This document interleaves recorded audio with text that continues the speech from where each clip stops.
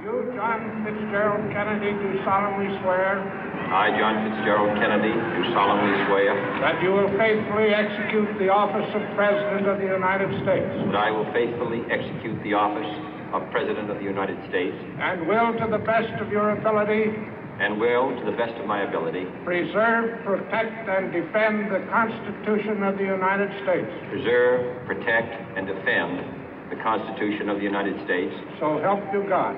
So help me God.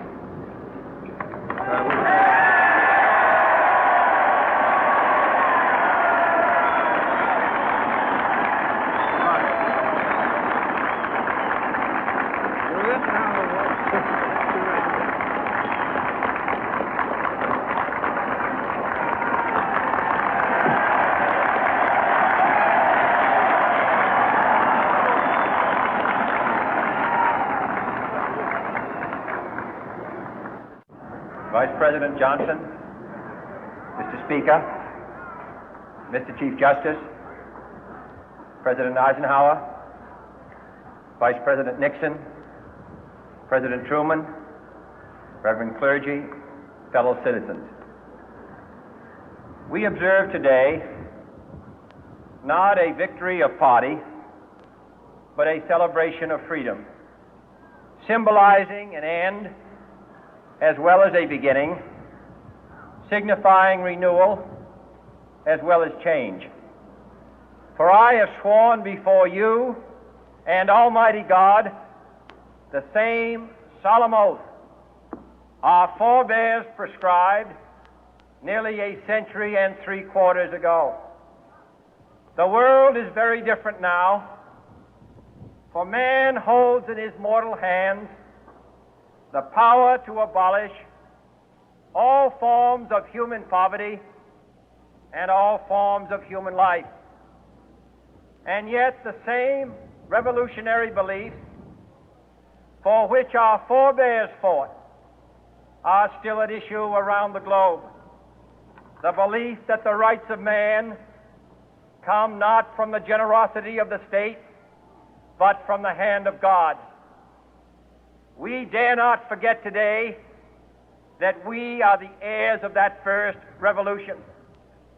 Let the word go forth from this time and place to friend and foe alike that the torch has been passed to a new generation of Americans born in this century, tempered by war, disciplined by a hard and bitter peace, proud of our ancient heritage, and unwilling to witness or permit the slow undoing of those human rights to which this nation has always been committed and to which we are committed today at home and around the world.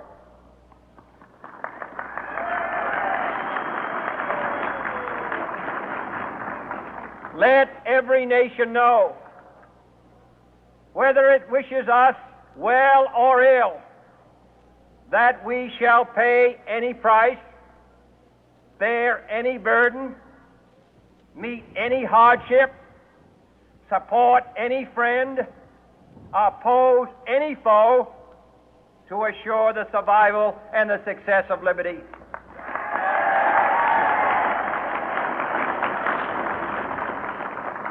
This much we pledge and more. To those old allies whose cultural and spiritual origins we share, we pledge the loyalty of faithful friends. United, there is little we cannot do in a host of cooperative ventures. Divided, there is little we can do, for we dare not meet a powerful challenge at odds and split asunder. To those new states whom we welcome to the ranks of the free, we pledge our word that one form of colonial control shall not have passed away, merely to be replaced by a far more iron tyranny. We shall not always expect to find them supporting our view, but we shall always hope to find them strongly supporting their own freedom, and to remember that in the past, those who foolishly sought power by riding the back of the tiger ended up inside.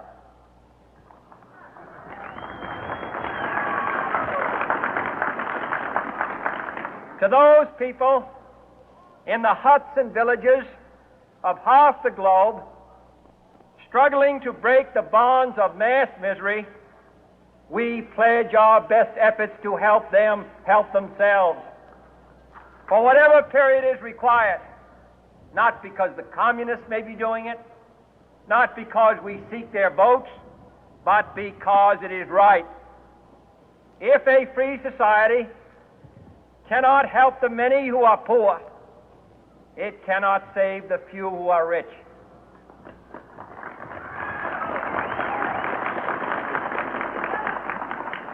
To our sister republics south of our border, we offer a special pledge to convert our good words into good deeds, in a new alliance for progress, to assist free men and free governments in casting off the chains of poverty. But this peaceful revolution of hope cannot become the prey of hostile powers.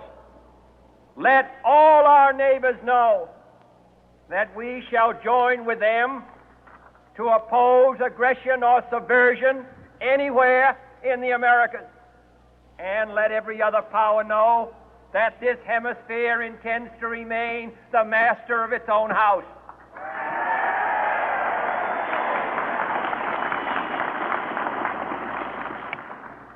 To that World Assembly of Sovereign States, the United Nations, our last best hope, in an age where the instruments of war have far outpaced the instruments of peace, we renew our pledge of support to prevent it from becoming merely a forum for invective, to strengthen its shield of the new and the weak, and to enlarge the area in which its writ may run.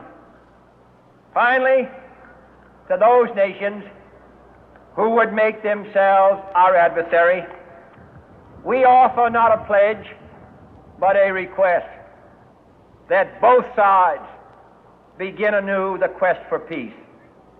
Before the dark powers of destruction, unleashed by science, engulf all humanity in planned or accidental self-destruction, we dare not tempt them with weakness, for only when our arms are sufficient beyond doubt can we be certain beyond doubt that they will never be employed. But neither can two great and powerful groups of nations take comfort from our present course, both sides overburdened by the cost of modern weapons, both rightly alarmed by the steady spread of the deadly atom, yet both racing to alter that uncertain balance of terror that stays the hand of mankind's final war. So let us begin anew, remembering on both sides that civility is not a sign of weakness, and sincerity is always subject to proof. Let us never negotiate out of fear, but let us never fear to negotiate.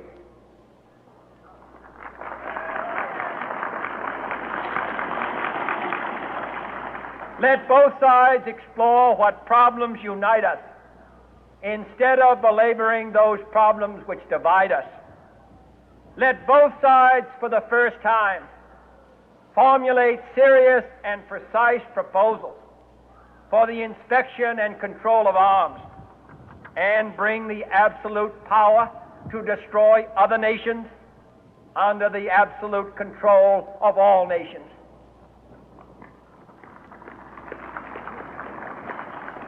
Let both sides seek to invoke the wonders of science instead of its terrors. Together, let us explore the stars, conquer the deserts, eradicate disease, tap the ocean depth, and encourage the arts and commerce. Let both sides unite to heed in all corners of the earth the command of Isaiah to undo the heavy burden and let the oppressed go free. And if a beachhead of cooperation may push back the jungle of suspicion, let both sides join in creating a new endeavor, not a new balance of power, but a new world of law, where the strong are just and the weak secure and the peace preserved. All this will not be finished in the first 100 days, nor will it be finished in the first 1,000 days, nor in the life of this administration, nor even perhaps in our lifetime on this planet. But let us begin.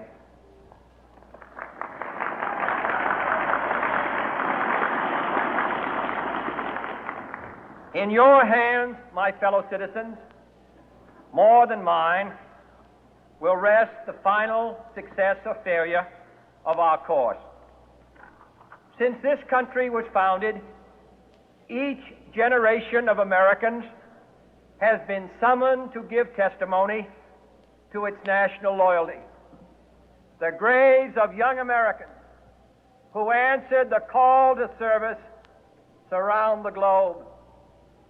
Now the trumpet summons us again, not as a call to bear arms, though arms we need, not as a call to battle, though in battle we are, but a call to bear the burden of a long twilight struggle, year in and year out, rejoicing in hope, patient in tribulation, a struggle against the common enemies of man, tyranny, poverty, disease, and war itself. Can we forge against these enemies a grand and global alliance, north and south, east and west, that can assure a more fruitful life for all mankind? Will you join in that historic effort?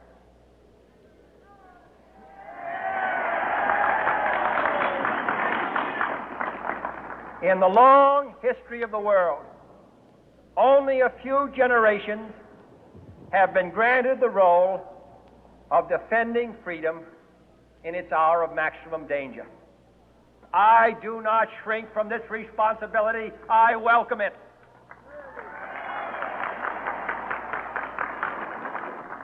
I do not believe that any of us would exchange places with any other people or any other generation. The energy, the faith, the devotion which we bring